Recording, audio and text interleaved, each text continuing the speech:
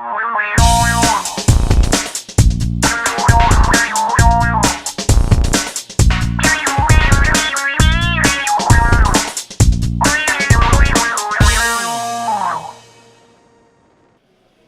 Jamel Thomas, and this is Founders District TV. I'm standing here with Tristan.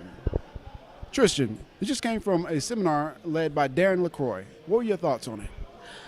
I really loved the opportunity to hear somebody who has not just been a regular Toastmaster, but has gone on to succeed spectacularly. I like the idea of using dialogue in speeches and also reinforcing your premise.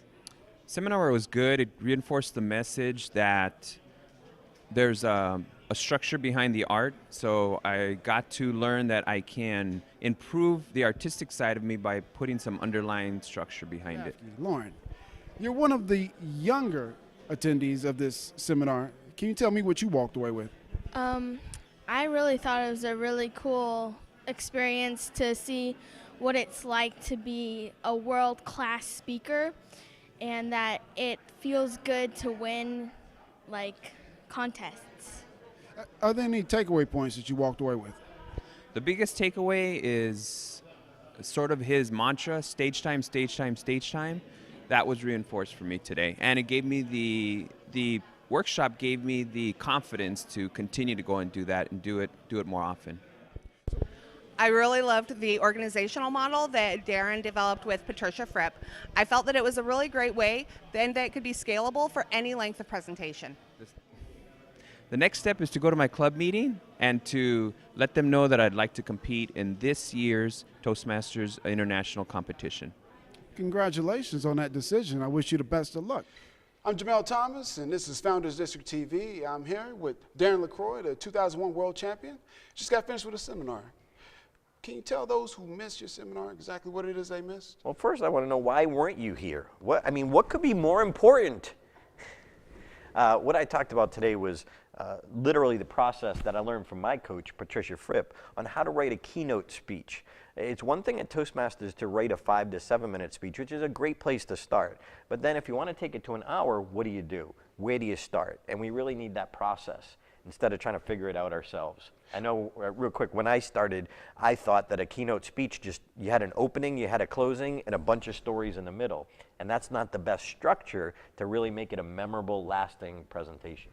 So where can our Toastmasters go to actually get this information since they've missed your seminar? Well, you could have got it for free if you came, but since you didn't, you can go to createyourkeynotebyNextweek.com, createyourkeynotebyNextweek.com. You might have seen the ad for that program in the Toastmaster magazine. All right. You were the world champion in 2001. Yes. Were you born then? He doesn't look old enough. Are you 18 yet? Okay. Barely there.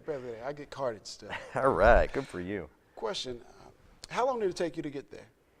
To the World Championship? To the World Championship. I started stand-up in 1992, and I joined Toastmasters in 1994 because my mentors taught me the most important thing, the most important habit to create is stage time.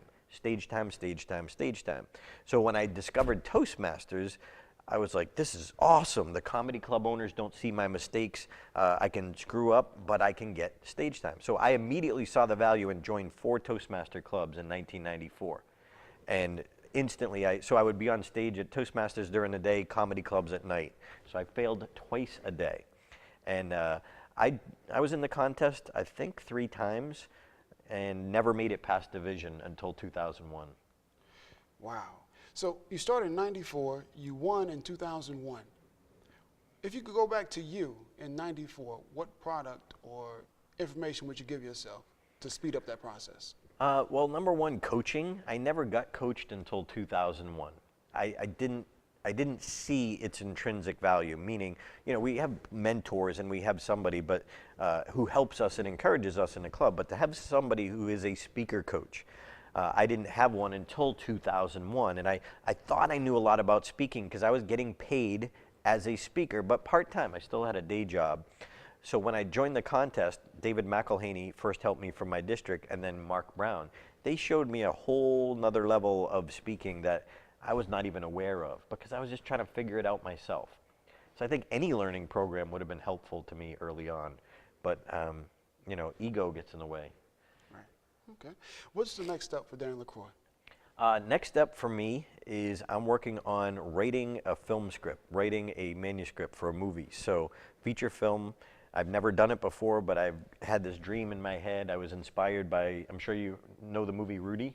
Yes. Yes. So Rudy is like my favorite story because he was told he's not good enough, not smart enough, not talented enough, and he did it anyway.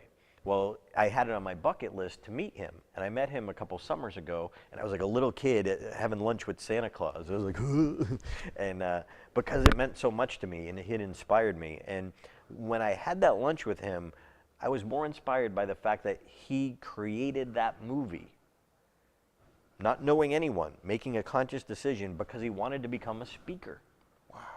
So he used movie marketing, if you will. So I've always had this little dream in my head that I wanted to, my story works in a keynote speech, so I want to tell my story. I want to inspire people who were told all their life they can't, they shouldn't, they're stupid, they're not good enough, which my family loved me, but they didn't think that was for me. So even though their heart was in the right place. So I really want to inspire people. So I'm right now going through that process of learning from scratch how to write a film script, and it's different. But I'm so pumped and inspired. So I'm blogging every day now on the progress I made. So I committed to myself to make 17 minutes of progress every single day. Wow.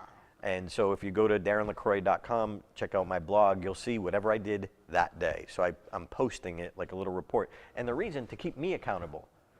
And a lot of people think, well, you won the world championship. That's not a big deal. It's a whole different ball game.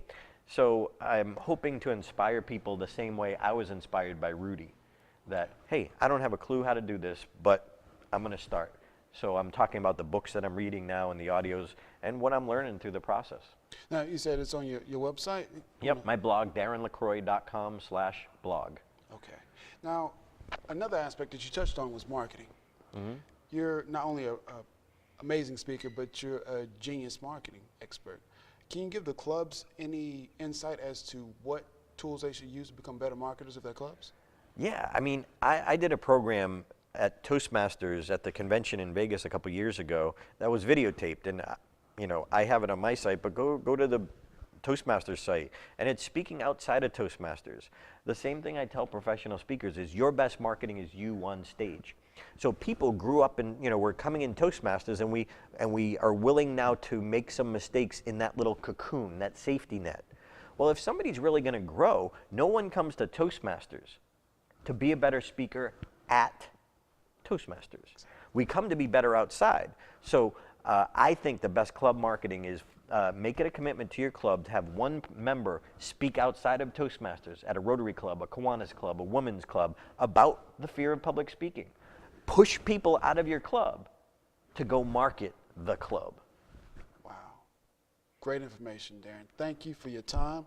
I look forward to your screenplay, your movie, and much success. Thanks, my friend. Thank you. Keep it up. Stage time. This is Jamel Thomas. This is Founders District TV. See you next time.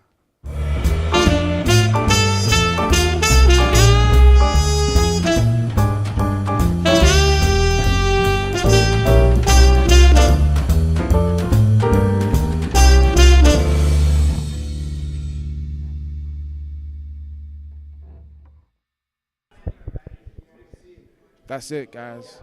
You should stop recording right now.